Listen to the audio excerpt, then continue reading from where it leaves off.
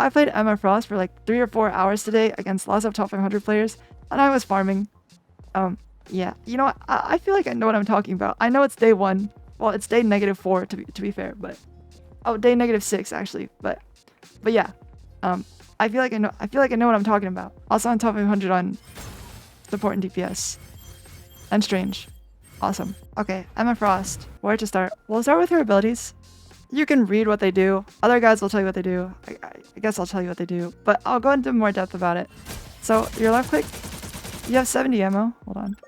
70 ammo. It does a decent amount of damage. This is max range on primary. 15 meters. But you'll notice there's a number on your screen. The larger that number becomes, the more damage your left click does. It caps at 100, and it becomes extremely lethal at 100. It is insane. Also, she has 2 forms, so we're going to talk about default form. This is her standard stuff. When you press E on someone, it creates this crystal. What this crystal does is it's kind of like a Doctor Strange ult. It's kind of like a Doctor Strange ult, and then it creates 2 of them. So you can pull out the crystal and the person you're shooting at to do extra damage, like this. And if you get your beam to 100, hold on. If you get your beam to 100, and then you hit E on someone, they actually just fall over. Or you can just shoot the crystal rather than say they're out of LOS. The way the crystal can actually break, it's based on range. If they walk outside of this circle that you see, then the crystal will break. But it is not line of sight based. So if there was a wall between the crystal and this guy, it doesn't matter unless he's outside of the circle. Also, the range that you hit someone with the E changes how far the crystal is because it spawns in front of you. So if you hit someone from really far away and they back up slightly, you see they're really close to the end of the circle, they can leave super easily. But if you're close, they're cooked. See? Okay. Also, her right click is a shield.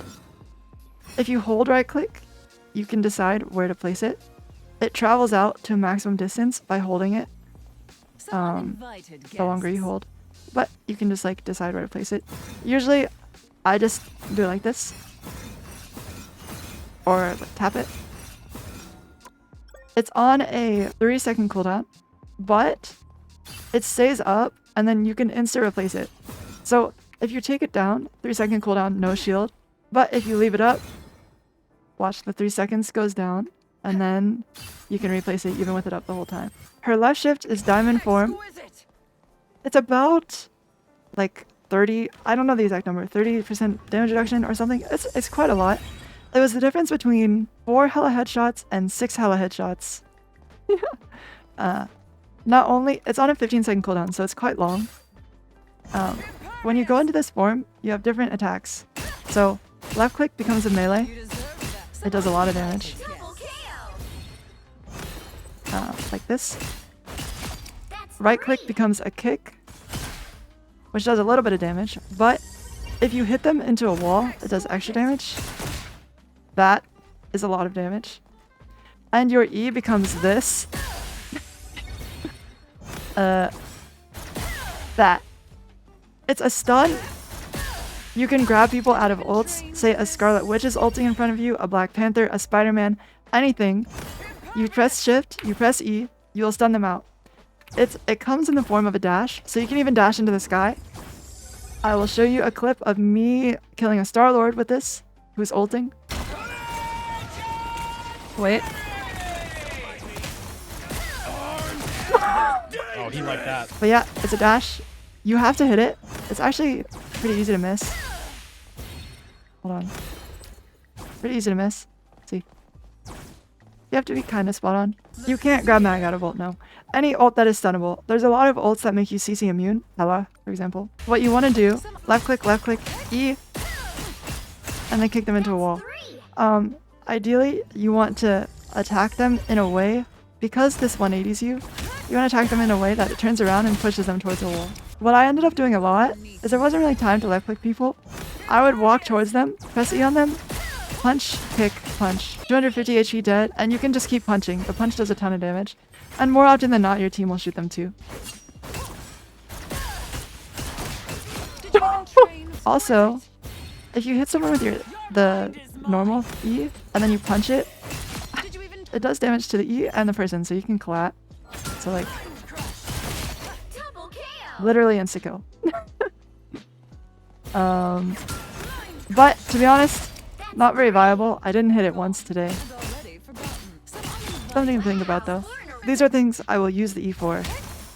I was pretty much playing on like a cycle of farm beam up, farm, farm, shield, farm, E off cooldown. It's on a 6-second cooldown, so you can use it really frequently. It's really hard to hit though. And then once someone came close enough for me to grab, I would press shift, I would grab them, and then I would kick them into a wall if they're squishy to try and kill them, or if they're a tank, I would kick them into my team. It's actually quite hard to aim. I did miss it sometimes. But yeah, kicking them into your team is strong. Also, if there was a flanker, I would walk back to my supports and just stand here like this. And they can't do anything. And if they do come, you just grab them, slam them on the floor, and kill them. There's Mr. Fantastic, for example, insta-kill. Black Panther, insta-kill. Spider-Man, insta-kill. Psylocke, insta-kill. Everything is just insta-kill if you manage to hit them with the E. You can use this to block ults like Iron Man, Magneto, Star-Lord, Hela, Doctor Strange. The problem is when they ult and it's something on the floor, like a Namor Whale. I'm pretty sure you can block Namor Whale, but you have to place your shield in the floor. Like this, halfway. I'm pretty sure. Pretty sure. Try it. Good luck. But if you do it in the air, I can confirm you will get slammed by the Namor Whale. Same with the thing ult. Oh yeah, if you go into a corner and you hold your shield and tap W, you can twerk. Her ult. So her ult creates a bar above their head. I don't know if you see it. There's like a little status thing. Once it fills up, they start walking toward you. It also does damage continually.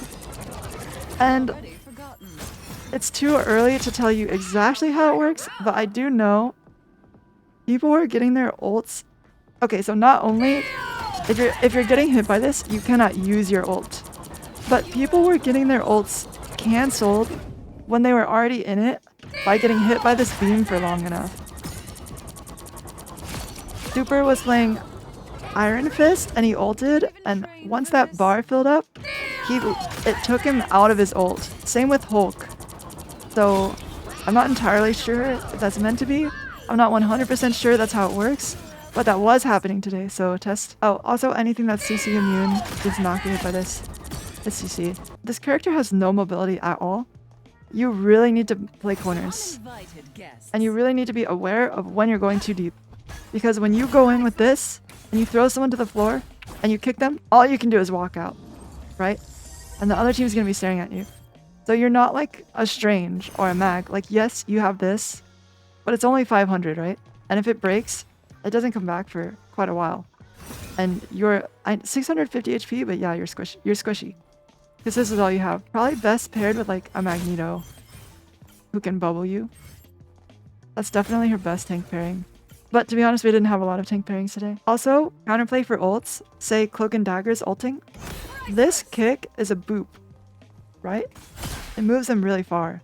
So what I was doing is I was walking into the enemy support ults and I was like kicking Cloak and Dagger out of their ult, or I was kicking Sue out of their ult. And then you can walk up to them and just slam them.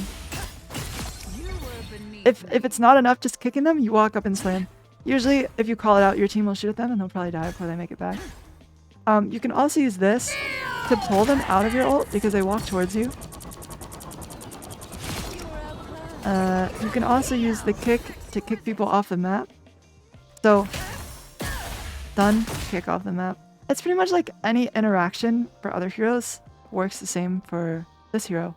Like, you can block whatever with this shield. Anything you can block with a Strange shield, you can block with this one, provided it's halfway in the floor.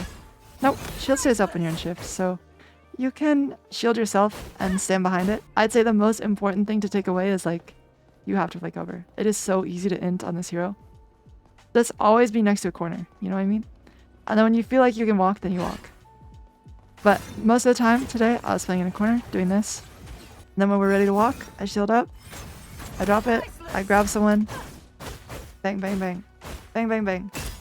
Sometimes, when the other team is walking through a choke and I'm holding it, I will shift and then I will kick them.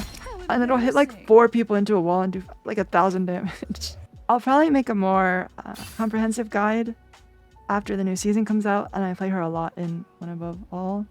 But this is what we have for now. If you're new to the stream, click follow. I'm gonna one trick this hero if I can once the new season comes out.